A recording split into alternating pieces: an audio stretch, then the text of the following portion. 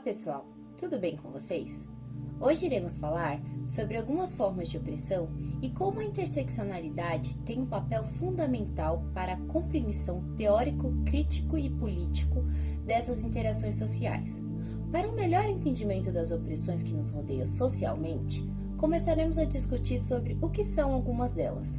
Vocês sabem o que é racismo, capacitismo, xenofobia, preconceitos de classe, LGBTfobia, sexismo, etarismo, gordofobia? Não podemos falar de interseccionalidade sem compreender bem os conceitos listados anteriormente. Quando compreendemos que pessoas brancas têm privilégios pautados em sua raça e que pessoas negras e indígenas são impedidas de terem os seus direitos adquiridos devido a fatores históricos e sociais, compreendemos que, mesmo estando em meio ao século XXI, vivenciamos o racismo institucional enraizado socialmente.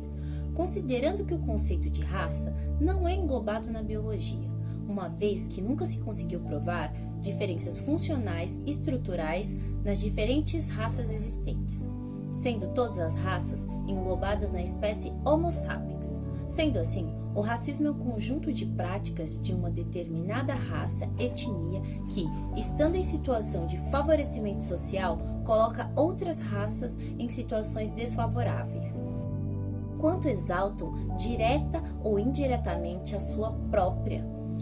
Essas práticas podem ser conscientes ou não, propositais ou não. O racismo se manifesta de diversas formas, no plano individual, nas relações interpessoais, no plano institucional, no plano estrutural, que é onde se revela de forma ainda mais complexa.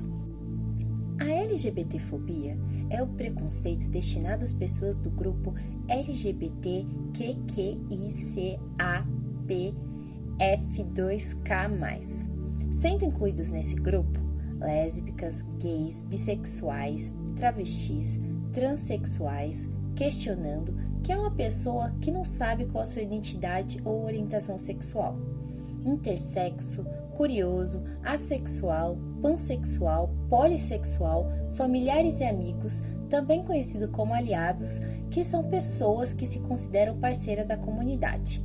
E a última, kink, que significa fetiche, ou seja, simplesmente pessoas com fetiches. O termo LGBTfobia não é tão conhecido, já que a homofobia era normalmente utilizado como sinônimo para se referir ao ódio à população LGBT. Tecnicamente, essa expressão refere-se apenas à hostilidade direcionada a homossexuais, lésbicas e gays, mas com o tempo se popularizou, sendo utilizada amplamente. Como define Maria Berenice Dias, presidente da Comissão da Diversidade Sexual do Conselho Federal da OAB, a homofobia é o ato ou manifestação de ódio ou rejeição a homossexuais, lésbicas, bissexuais, travestis e transexuais. O Brasil é o país que mais mata LGBTs no mundo. Segundo o levantamento do Grupo Gay da Bahia, em 2017 foram 445 mortes de pessoas LGBTs, configurando hoje em uma a cada 19 horas. A xenofobia é o nome que utilizamos em referência ao sentimento de hostilidade e ódio manifestado contra pessoas por elas serem estrangeiras ou por serem enxergadas como estrangeiras. Esse preconceito social tornou-se mais comum em virtude do grande fluxo de migrações que tem acontecido no Brasil e no mundo. O preconceito de classe ou preconceito social é um tipo de preconceito relacionado com a classe social, ou seja, está baseado no poder aquisitivo e padrão de vida dos indivíduos, sendo classificada basicamente entre ricos e pobres. O capacitismo significa a discriminação de pessoas com deficiência. O termo é pautado na construção social de um corpo padrão perfeito, denominado como normal, e da subestimação da capacidade e aptidão de pessoas em virtude de suas deficiências. O sexismo nada mais é do que a discriminação de gênero, ou seja, o preconceito que se tem por alguém por conta de seu gênero. Em nossa sociedade, o machismo é o maior expoente do preconceito de gênero. Na sociedade machista, por exemplo, a desigualdade entre os gêneros é visível desde a infância dos indivíduos. quando meninas são introduzidas à vida doméstica e materna por meio de brinquedos como bonecas e utensílios de cozinha, enquanto os meninos são incentivados a serem jogadores de futebol, astronautas e cientistas. Enquanto o etarismo é a prática do preconceito direcionada a pessoas idosas ou pessoas que estão passando por um processo de envelhecimento. Nos Estados Unidos, o termo é discutido desde a década de 60. E na Europa, recentemente, novas leis foram criadas contra a discriminação etária na esfera profissional. Infelizmente, no Brasil o termo ainda é pouco conhecido. Já a gordofobia seria a aversão a pessoas gordas que se efetiva pelo preconceito, intolerância ou pela exclusão dessas pessoas. Agora que já temos o melhor entendimento das opressões que nos rodeiam socialmente, começaremos a discutir sobre interseccionalidade. Vocês sabem o que é interseccionalidade? Intersexualidade? Interseccional? Intersecção? Interseccionalidade. Interseccionalidade. Isso mesmo, Doug. Interseccionalidade. Para entendermos bem o significado deste conceito teórico, precisamos nos atentar à etimologia da palavra. A palavra interseccionalidade deriva da junção do adjetivo interseccional, do latim intersectionis, que deriva da palavra intersecção, cortar pelo meio, adjunto ao sufixo idade. Seu uso varia conforme o contexto, sendo majoritariamente usada para se referir às variadas implicações que o contexto de opressão exercem sobre determinadas pessoas. A interseccionalidade pode ser entendida como uma ferramenta crítico-política e teórica para explicar o cruzamento e a sobreposição de opressões relacionadas à raça, ao gênero e à classe, sendo que hoje se estende a vários outros tipos de preconceito, como capacitismo, xenofobia, etarismo, gordofobia. Você deve estar se perguntando de onde saiu este trava-língua. Para isso, temos que voltar ao tempo quando Kimberly Crenshaw, uma professora titular de Direito que fez uso do termo pela primeira vez em 1989, no seu artigo Desmarginalizando a Intersecção da Raça e Sexo, uma crítica feminista negra de doutrina antidiscriminação feminista teórico e política antirracista, trazendo para o mundo o primeiro debate sobre questões que atingem especificamente mulheres negras e de baixa renda. Kimberly estudou o processo da afro-americana Emma DeGafferet e mais 5 mulheres negras que acusavam a fábrica da General Motors de St. Louis, Missouri, de simplesmente não contratar mulheres negras antes de 1964, e que todas as mulheres negras contratadas depois de 1970 perderam seus empregos em decorrência da recessão e teve sua petição ignorada, pois separaram o caso entre machismo e racismo, e, uma vez separados, não tinha material suficiente para processar a fábrica. Eles não podiam aceitar que havia um caso que se direcionava aos aspectos de raça e gênero conjuntamente, uma vez que a fábrica aceitava a seleção de negros e mulheres, sendo as mulheres todas brancas e os negros todos pertencentes do gênero masculino. Havia, assim, uma separação desses dois eixos de opressão, gênero e raça, como se não houvesse intersecção entre eles. Anos depois, Kimberly ainda aponta um outro eixo a ser analisado na questão, o de classe. Sendo assim, Kimberly concluiu que não podemos ter apenas uma perspectiva sobre as mulheres, já que estas podem estar submetidas a mais de um aspecto de opressão social. A interseccionalidade busca entender mais de uma engrenagem de opressão sobre o mesmo indivíduo em contexto com a sua sociedade. A professora discute que os mecanismos que a opressão que afetam mulheres negras podem ir desde o sexismo à classe social e racismo. A teórica Lígia Amaral disserta sobre como ocorrem os preconceitos e discriminações sociais em seu artigo sobre crocodilos e avestruzes, falando de diferenças físicas, preconceitos e sua superação. apontando que as diferenças significativas, desvios, anormalidades pressupõem a eleição de critérios psicossociais, funcionais, estruturais e muitas vezes estatísticos que elegem um tipo ideal ou padrão ideal que muitas vezes foge da realidade de grande parte da parcela social. Todos esses padrões devem ser discutidos e analisados com o fim de se desconstruir e questionar este modelo pré-estabelecido, que muitas vezes não atende à maioria das pessoas que estão inseridas na sociedade. Como exemplo ilustrativo e fictício desse cenário político temos Joana, que é uma mulher negra de 25 anos que morava na periferia de Salvador e veio estudar em São Paulo na PUC-SP, através de uma bolsa concedida pelo Programa Social ProUni, para cursar Engenharia Civil. Joana iniciou um processo seletivo para ingressar em uma vaga de estágio em sua área, mas no decorrer do processo, Joana não foi selecionada, mesmo tendo ótimas notas, parâmetro esse essencial para que se destacasse dos demais candidatos e conseguisse a sua tão esperada seleção. O seu avaliador disse que seria muito difícil aceitá-la para a vaga, uma vez que, para ele, as mulheres não eram respeitadas pelos ajudantes de obras e pedreiros. Joana nota, ao verificar a empresa, que ela tinha um total de 10 estudantes de engenharia trabalhando lá, sendo 2 mulheres brancas, 3 homens negros e 5 homens brancos. Destes 5, apenas um era nordestino, se incluindo em um baixo status social no aspecto classe.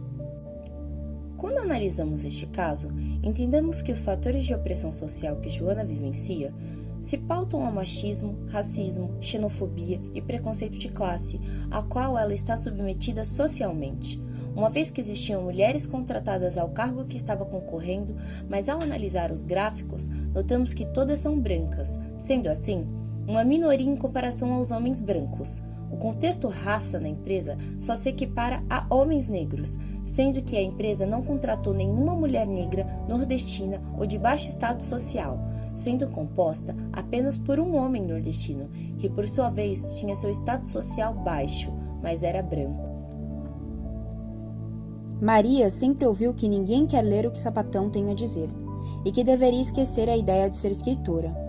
Apesar de novamente ter tido sua identidade bissexual apagada, hoje Maria faz parte de uma associação literária de reconhecimento internacional.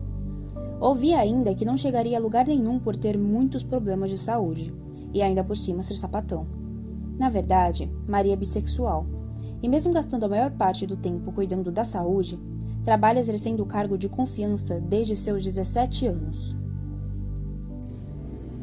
Débora é feminista, e sempre disseram a ela que não namoraria. Hoje ela namora. Rafaela sempre ouviu que futebol era coisa de menino e que nunca jogaria melhor. Ninguém nunca acreditou no potencial dela. E hoje ela é uma grande mulher que nunca desmereceu o potencial de alguém. Lúcia tem 30 anos e posou para um ensaio fotográfico com garotas mais jovens. Quando esse ensaio foi exposto, ela ouviu dizer que era feia se comparada às garotas mais jovens. Mari foi indagada pela patroa de sua mãe sobre como fazia para manter relação sexual com seu parceiro, uma vez que mantinha seus cabelos crespos sempre presos. Ela ficou anos presa a um relacionamento abusivo, sendo vítima de racismo. Pagu tem 30 anos e omitia sua idade para os estudantes mais jovens de uma instituição da qual fazia parte, para não ser rotulada pelos seus cabelos, vestes e personalidade. O relacionamento de Susan não é levado a sério, pois ela e seu namorado são bissexuais. Susan teve ainda a descoberta de sua sexualidade tardiamente, em decorrência do racismo institucionalizado, que atinge grande parte das mulheres negras. Quando criança, a família de Susan não a deixava brincar com seus primos, por ser menina. Douglas sofreu racismo diversas vezes por conta do cabelo cacheado. Também sofreu por conta de seu físico, pois era franzino, o que dava a ideia de ser menos homem. Gisele cresceu em uma família machista, que mulher só serve para limpar casa, mulher tem que sofrer abusos emocionais, sexuais, físicos e aguentar calada. Engravidar aos 16 foi uma vergonha e não podia ir à casa do pai, na gestação para os vizinhos não comentarem. Se separou aos 23 anos porque seu marido a traiu diversas vezes. Aos 24, levou uma surra de seu irmão até sangrar e convulsionar. Sua filha, de apenas 6 anos, passou a madrugada sentada em uma cadeira até sua mãe receber alta. Voltou para a casa do ex-marido porque, após a surra, seu pai tentou enforcá-la e disse que ela tinha que aguentar calada. Ela foi morar sozinha, passou fome e frio. Diversas vezes dava o que comer para a filha e dormia com fome. Se reergueu mesmo ouvindo que era perda de tempo estudar e trabalhar. Hoje é pós-graduada e está na 2ª formação, e tudo que conquistou foi por próprio mérito. Rita tinha 10 anos e nasceu com uma deficiência visual em um dos olhos. Em seu primeiro dia de aula, foi chamada pela primeira vez de caolha e 4 olhos. Os pais de Caroline sempre disseram a ela para comer pouco, pois homem não gosta de mulher gorda. Dizia ainda que se não arrumasse a casa, não arranjaria namorado. Hoje, ela tem um namorado que está sempre comprando comida de fast food para ela. Jill é autista e grande parte de sua infância viveu presa em casa, sem acesso à escola e instituições de apoio. Gaia é uma garota negra que teve a sua descoberta sexual diante de hipersexualização de homens brancos e racistas.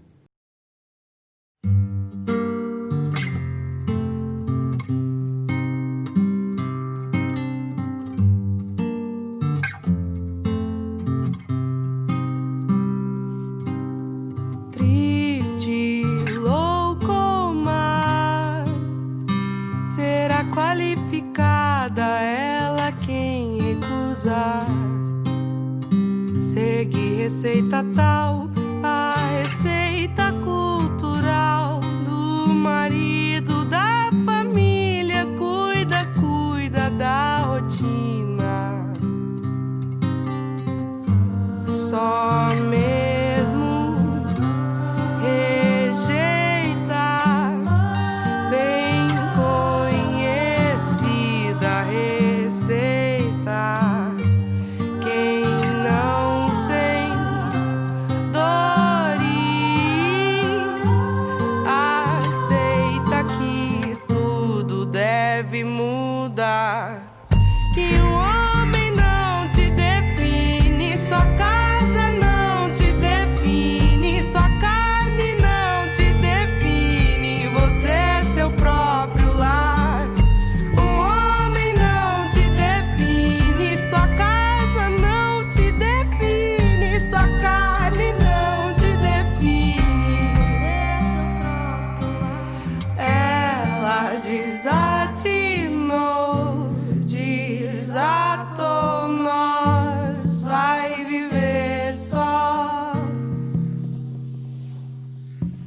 Ela desatinou.